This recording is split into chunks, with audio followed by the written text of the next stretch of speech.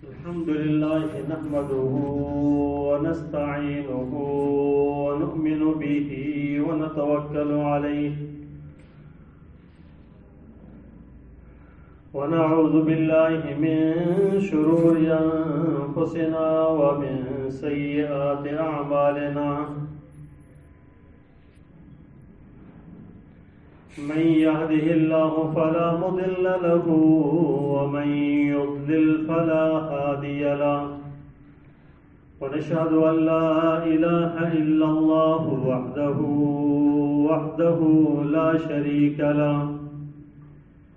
لا شريك له ولا وزير له ولا ند له ولا مثل له ولا مثال له ونشهد أن سيدنا وسندنا وحبيبنا وحبيب ربنا وطبيب قلوبنا سيدنا محمدا صلى الله عليه وسلم أرسله الله تعالى إلى كافة للناس بشيرا ونذيرا وداعيا إلى الله بإذنه وسراجا منيرا أما بعد فأعوذ بالله من الشيطان الرجيم بسم الله الرحمن الرحيم ومن أراد الآخرة وسعى لها سعيها وهو مؤمن فأولئك كان سعيهم مشكورا صدق الله العظيم وبلغنا رسوله النبي الأمي الكريم ونحن على ذلك من الشاهدين والشاكرين والحمد لله رب العالمين اللهم صل على سيدنا محمد وعلى آل سيدنا محمد وبارك وسلم اللهم صل على سيدنا محمد وعلى آل سيدنا محمد وبارك وسلم اللهم صل على سيدنا محمد وعلى آل سيدنا محمد وبارك وسلم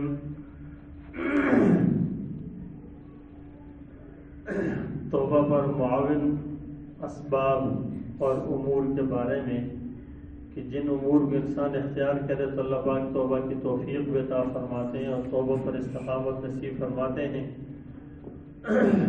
ان کا تذکرہ ہو رہا تھا کہ یہ 17 اسباب ہے 11 نمبر پہ جو سبب ہے وہ ہے خیالات کی اصلاح اپنے خیالات کو پاک رکھنا اس کی اصلاح کرنا انسان کے خیال ہے ایک سوچ ہے جو ہوتی رہتی ہے چلتی رہتی ہے کبھی کبھی انسان کوئی بات کر رہا ہے کوئی سوچ رہا ہے کوئی گفتگو کر رہا ہے کچھ بھی کر رہا ہے قرآن پڑھ رہا ہے لیکن اس کے ایک خیال چل رہا ہے ذہن میں ایک خیال چلتا رہتا ہے اس خیال کو بھی پاک کرنا کہ ہمارے خیالات جو ہیں نا برے نہ ہوں اب خیالات کو تو اللہ جانتا ہے نا اللہ تبارک تعالیٰ کو تو معلوم ہے تو انسان کے ایک ظاہر کی یعنی زبان جو چل رہی ہے نا آنکھ جو دیکھ رہی ہے ایک یہ چیزیں ہیں جو انسان جس کو عملی طور پہ اختیار کر رہا ہے اور ایک وہ ہے کہ نہ اس میں زبان کچھ کام کر رہی ہے نہ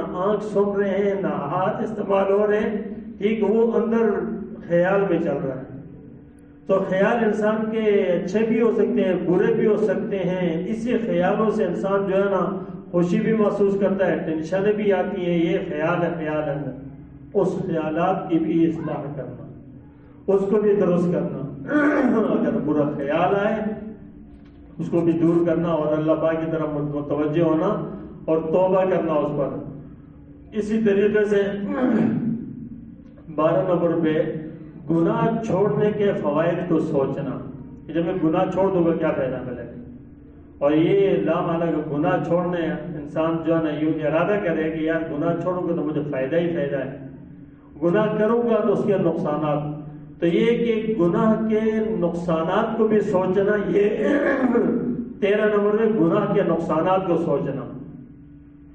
اب گناہ کے نقصانات، انسان کبھی ایسی کیفیت ہوتا ہے کہ وہ اتنی برائی کے اندر اتنا آگے چلا جاتا ہے اور اتنی پراگندہ خیال ہوتا ہے، گناہ کو گناہ بھی نہیں سمجھتا۔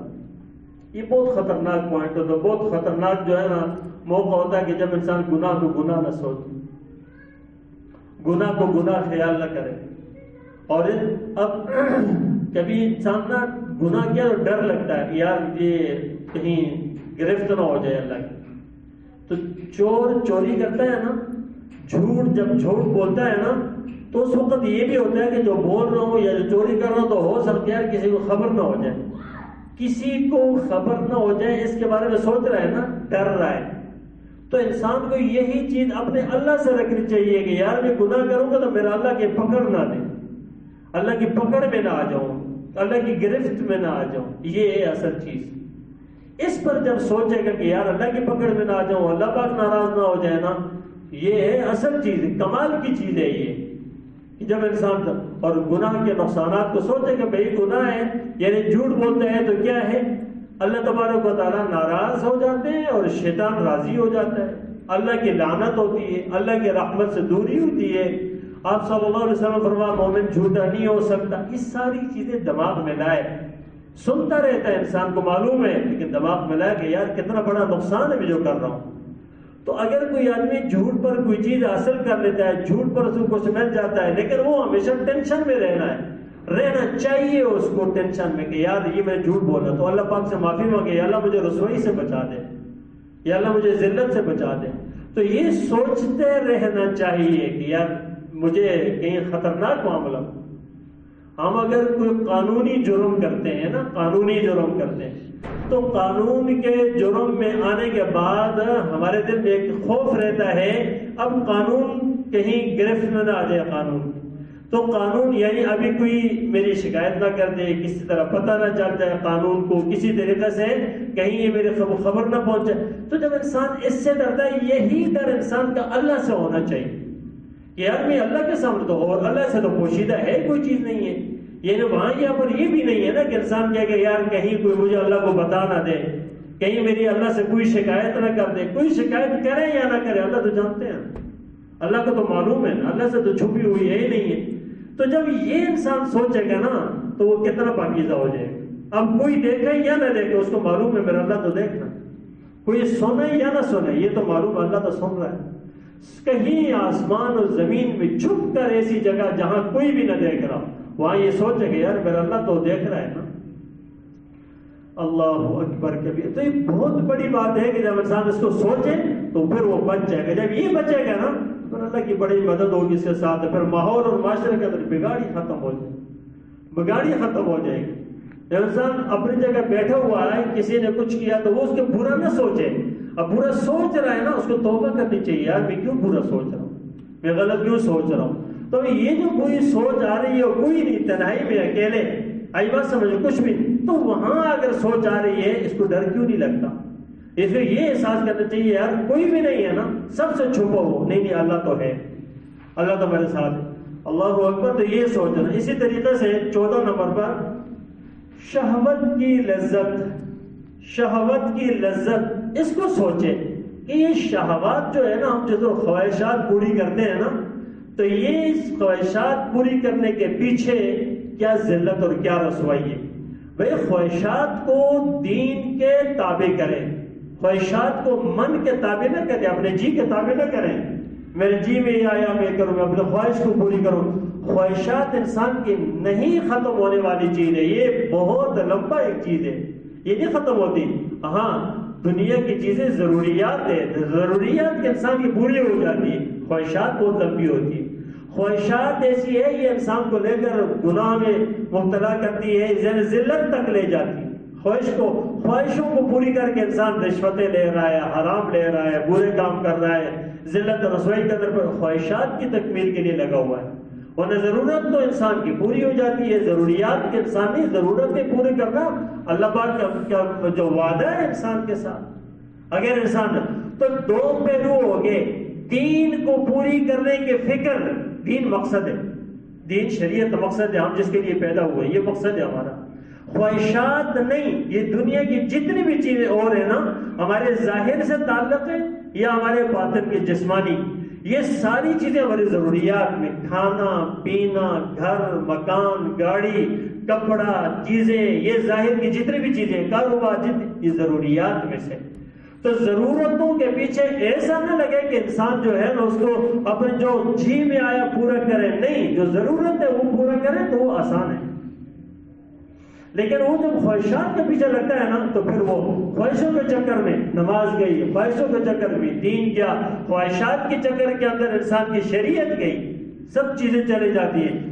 تو اس لیے شہوت اس چیز کا صرف نام نہیں ہے انسان جو کہتے ہیں شہوت صرف اور صرف جنسی خواہش پوری کرنے کا نام صرف شہوت نہیں ہے۔ شہوات انسان کی ایک لمبا میدان ہے، ہر چیز کو کہتے ہیں۔ اللہ نے کیا فرمایا؟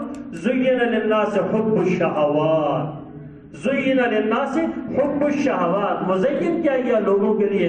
خواہشات کو پورا کرنا، حب الشہوات، اس کی محبت۔ پھر اس کے بعد کیا کہا؟ زین للناس حب الشہوات من النساء والبنین والقناطیر المقنطرہ من الذهب والفضة والخیل المسومہ والانعام والحرث، یہ ساری چیزیں اللہ پاک نے کہا کہ یہ خواہشات ہیں اور یہ میں نے مزین کر دیا۔ اب وہ خواہشات یہ سب اس کے اندر آتا ہے، تو اس کی تکمیل میں نہ لگے، اس کی تکمیل میں نہ لگے، بلکہ یوں نہیں کہ میری صبح سے شام تک میرا وقت سارے کے سارے خواہشات کی تکمیل میں لگا رہے۔ دن کے دوپہر کی نمازیں جب ہم آفس میں ہوتے ہیں کس طرح رہتی ہیں، میٹنگ میں بیٹھے ہوتے ہیں نمازیں کس کی نظر ہوتی ہے، اسی طریقے سے ہم اپنے کسی کاروبار میں دکان کھلی ہوئی ہے، وہ جو دکان کھلی رہے اور نماز کرتے ہیں اللہ کی طرف آواز ہے حی علی الصلاح حی علی الفلاح، وہ کس لیے کھلا ہوا ہے؟ ہمارا کوئی پروگرام چل رہا ہوتا ہے اور نماز کا ٹائم ہے تو وہ کون سی چیز ہے جو ہمیں اس کو جاری رکھنے پر پابند کر رہی ہے؟ کون سی چیز ہے کہ جو یہ خواہشات تو ہے، یہ ساری کی ساری چیزیں انسان کیوں نہیں سوچتا؟ تو اس کے اوپر سوچنا۔ اسی طریقے سے 15 نمبر پہ دعا ایک بہت لمبا اور طویل موضوع ہے، اور دعا جو ہے نا اس کے ساتھ ہمارا معاملہ آج کل نا وہ بہت خطرناک ہے۔ ہم دعا کے ساتھ جو معاملہ کرتے ہیں اور ہم نے جو سمجھا ہوا ہے نا، خصوصاً وہ دعا نہیں ہوتی، صرف ایک رسم ادا ہوتی۔ ایک رسم ہے، کیا ہے؟ اگر کہیں اجتماعی دعا ہو رہی ہے تو امام صاحب نے کوئی دعا کرائی تو ہمارے پیچھے ہاتھ اٹھا ہوا ہے، ٹھیک ہے، آمین آمین کہہ رہے ہیں۔ کبھی کوئی دعا کی، اندر دماغ میں کوئی اور سین چل رہا ہوگا، ادھر سے کہا یا اللہ یہ کر دے آمین، اس کو یہ پتہ نہیں کہ یہ کیا کہا ہے، اور اجتماعی آمین ہے تو یہ بھی پیچھے سے آمین کیا، آئی بات، تو اس طرح چلتا ہوتا ہے۔ ٹھیک ہے، ہاتھ اٹھایا تو ہمارے بھی ہاتھ اٹھتے ہیں، نیچے ہوتے ہیں، بھئی کس سے مانگ رہے ہیں، کیا کر رہے ہیں؟ وہ توجہ اندر کی دعا میں بالکل ہے نہیں۔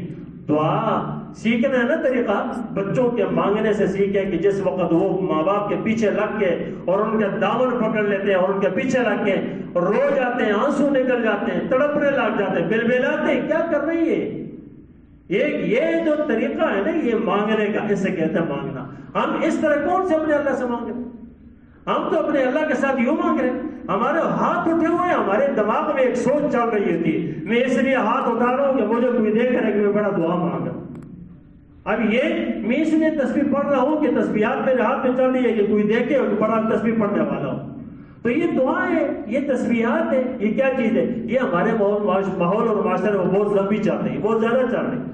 اب جب یہ چلے گی تو اللہ سے مانگنا کدھر گیا؟ وہ اللہ سے مانگنا کدھر گیا؟ وہ تنہائی کے دعائیں کدھر گئی؟ وہ تہجد کدھر گئی؟ وہ عبادات کدھر گئی؟ وہ دعاؤں کی لذات کدھر گئی کہ کس سے مانگ رہے کیا ہے؟ تو اس لیے میرے دوستوں، میرے بھائیوں، دعائیں نام ہے مانگنے کا، تڑپ کے مانگنے کا، بلبلا کے مانگنے کا، رونے دھونے کا، کوئی دیکھے یا نہ دیکھے، یہ اندر کی مانگ کام دیتی ہے۔ واقعات بھرے پڑے ہوئے ہیں۔ موسیٰ علیہ السلام جس وقت گئے اور جا کر قوم کا استسقاء کی نمازیں استسقاء سے نمازیں پڑھنے کے لیے، وہی بارش نہیں اور اللہ پاک بارش کرے، تو وہی اب یہ پہلے قوموں کے واقعات ہمارے لیے عبرت ہے۔ ان میں سارے کے سارے لوگ نیک تھے، سارے کے سارے لوگ نیک تھے، یہ واقعہ اس بات کا گواہ ہے۔ اللہ پاک کیا فرما رہے؟ موسیٰ ایک آدمی ایسا ہے نا جو گنہگار ہے، ایک آدمی ایسا ہے گناہ، یہ نہیں کہ سارے کے سارے مجمع یہ گنہگار ہے، ایک آدمی ایسا ہے۔ اب اندازہ کریں کہ ایک آدمی ایسا ہے تو اللہ تبارک و تعالیٰ ایک آدمی ایسا، موسیٰ علیہ السلام بھائی وہ ایک آدمی ہے جو گنہگار ہے، یہ نکل جائے تاکہ یہ لوگ قوم کے اوپر اللہ پاک مانگ رہے اللہ قبول کر لے۔ ابھی وہ ایک آدمی ہے، ٹھیک ہے نہیں، یہ ایک آدمی ہے، پتہ نہیں اس نے کیا کنیکشن جوڑا، کتنا گہرا جوڑا، اس نے واویلا نہیں کیا، اس نے رونا دھونا نہیں کیا، اس نے چیخ و پکار نہیں کیے، اور یہ ایک آدمی ہے جس نے دل سے ایسا کنیکشن جوڑا ہے، اللہ آج رسوائی سے بچا لے، آج میں قوم کے سامنے میرا اوپر نہیں زمین آسمانوں سے اعلان ہوا ہے یہ ایک آدمی گنہگار، اوپر سے اعلان ہوا، موسیٰ علیہ السلام یہ ایک آدمی گنہگار، وہاں سے اعلان ہوا اور ادھر سے کنیکشن جوڑا۔ اللہ اکبر، اللہ کیسا سنتا اور کتنی عزت رکھا ہے۔ تو ادھر سے کہا اللہ پاک نے تھوڑی دیر کے بعد بادل آ رہے، تھوڑی دیر کے بعد بادل آ رہے۔ موسیٰ علیہ السلام کلیم اللہ تھے، اللہ کی طرف متوجہ ہے، یا اللہ بندہ تو نکلا نہیں ہے، بادل آ رہے ہیں۔ اللہ پاک نے فرمایا میرے پیارے موسیٰ، جس کی وجہ سے بارش نہیں کر رہا ہوں اس کی وجہ سے بارش کر رہا ہوں، جس کی وجہ سے بارش نہیں کر رہا تھا نا اسی کی وجہ سے بارش کر رہا ہوں۔ اب یا اللہ وہ کتنا عظیم آدمی ہے، کوئی دیکھنا چاہتا ہوں وہ ہے کون ہے، لیکن اللہ نے کہا نہیں، جب میرا نافرمان تب پردہ رکھا تھا، اب تو فرمانبردار ہو گیا، اب تو اور پردہ رکھوں گا۔ اللہ اکبر کبیر، اللہ کتنا پیارا ہے، کیسے سنتا ہے۔ اب یہ بندہ نا اس نے کیسے نہ رویا نہ دھویا نہ آواز لگائی نہ اور کچھ کیا، خدا کی قسم پیارا اللہ ہمارا، کاش کہ ہمیں یہ کنیکشن جوڑنا آ جائے۔ وہ دل سے ایسا کنیکشن جوڑا نا کہ بس کام بن گیا اور بارش ہو رہی تھی۔ تو میرے پیاروں، ہم لوگ جو ہے نا اپنے اللہ کے ساتھ نہیں اس طرح سے نہیں کنیکشن جوڑ لینا۔ اب کہیں یہ ہے کہ یقین جانیے بیت اللہ کے اندر بھی جا کرنا ہماری اونچی اونچی آواز سے دعائیں پڑھنی ہوگی، دعائیں مانگنا وہاں پر بھی نہیں ہوگی، بہت کم لوگ ہوں گے جو دعائیں مانگنے والے ہوں گے۔ بس یہ اس طرح ایک رسم ہے، ویڈیو بنے گی، یہ بنے گی، تصویر بنے گی، یہ تم بھی دیکھ وہ دیکھ، کیا کہیں کیا کر رہے ہیں انسان۔ اور لیکن اللہ بہت بڑا ہے، بڑا ظرف ہے اللہ تبارک تعالیٰ کا۔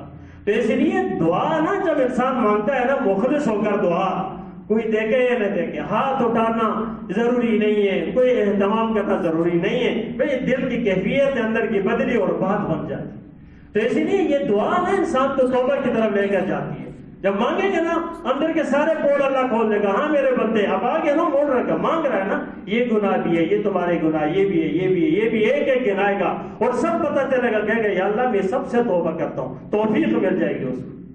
تو اسی لیے دعا مانگنے کے اہتمام کرنا چاہیے انسان کو۔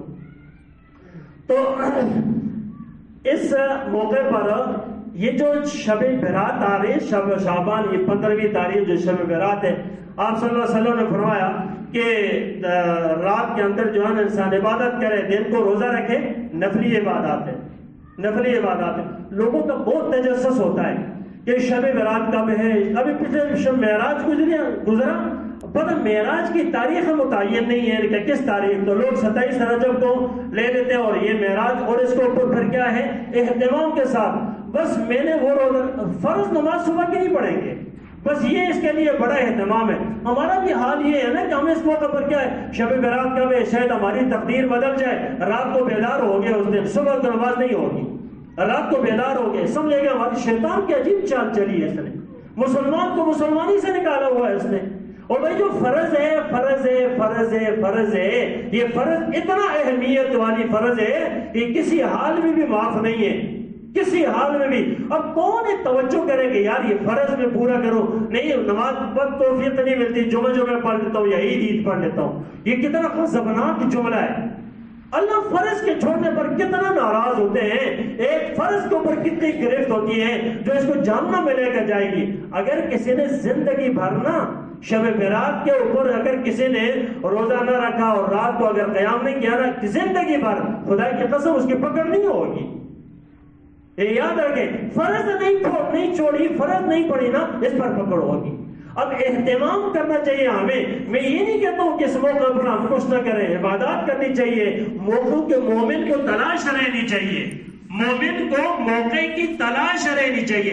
اس موقع پر اللہ عنایت فرماتے ہیں تو وہ لگ جائیں، مانگیں۔ اس موقع پر اللہ کی عنایت ہے، رسول صلی اللہ علیہ وسلم کی تعلیمات ہے، روزہ رکھے، عبادات کرے، لیکن فرائض کو فرض سمجھ کر، واجبات کو واجب سمجھ کر، اسی طریقے سنت موقدہ، یہ سنت موقدہ اس کا اہتمام کر کے اس کا اہتمام کرنا چاہیے. بھائی یہ سب درجے میں سے نوافل کا پیچھے درجہ ہے، آگے نہیں ہے. اس سے پہلے فرض، پھر واجب، پھر سنت، سنت موقدہ رسول اللہ صلی اللہ علیہ وسلم نے کبھی نہیں چھوڑی، کبھی نہیں چھوڑی. صبح کی سنتیں، ظہر کے پہلے 4 سنتیں، بعد کی 2 سنتیں، اسی طرح مغرب کے بعد کی 2 سنتیں، عشاء کے بعد 2 سنتیں، یہ سنت موقدہ ہے. اور ہم کہتے ہیں یار سنت تو ہے نا، چلو کوئی بات نہیں ہے نا، یوں کہتے ہیں. اور ہم اس کے بعد جو ہے کیا کرتے ہیں، رات کو یہ شب برات یا فلانا مقام کھڑے ہو جائیں. اور اللہ کے بندو دیکھو تو صحیح، اللہ کس پر گرفت کریں گے اس سے بچانا چاہیے پہلے. اور جو اضافی چیزیں عنایات خدا بندی ہے نا، یہ اللہ کا عنایت ہے، یہ بھی مل جائے، یہ بھی مل جائے، تو اسی کی طرح ہمیں توجہ دینا چاہیے. تو ہمیں چاہیے کہ معلومات کریں، مسائل سیکھیں، جو معلوم نہ ہو تو اس کے پیچھے پھر چلیں. اللہ تبارک تعالیٰ ہمیں اپنے آپ کو سدھارنے، علم دین حاصل کرنے اور اس کے سنتوں کے مطابق عمل کرنے